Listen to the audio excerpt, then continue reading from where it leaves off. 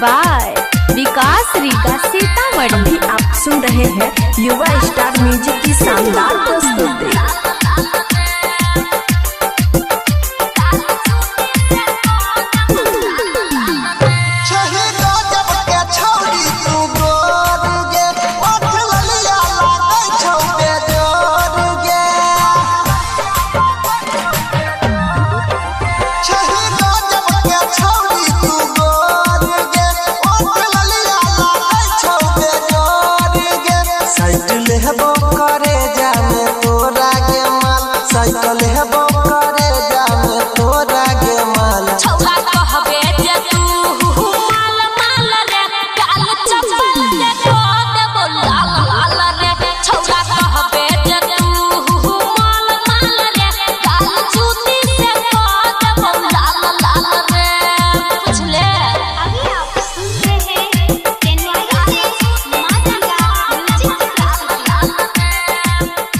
DJ Dayanand दिलदार सरस्वती स्थान कठरा दी toll.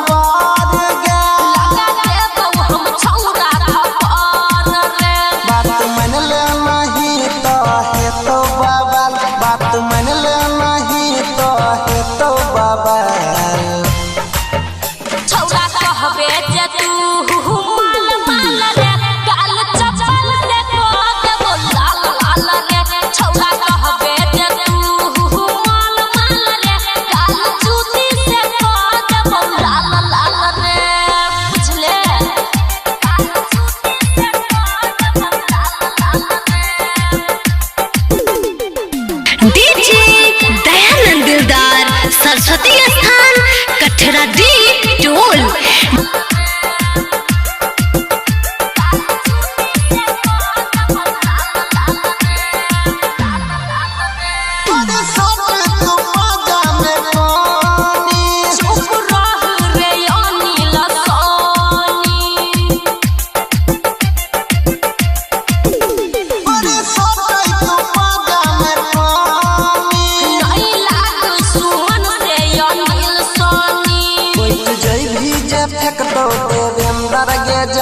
बैठ जैभी जे फेंकतौ परवीन गे जाल छौरा कहबे जे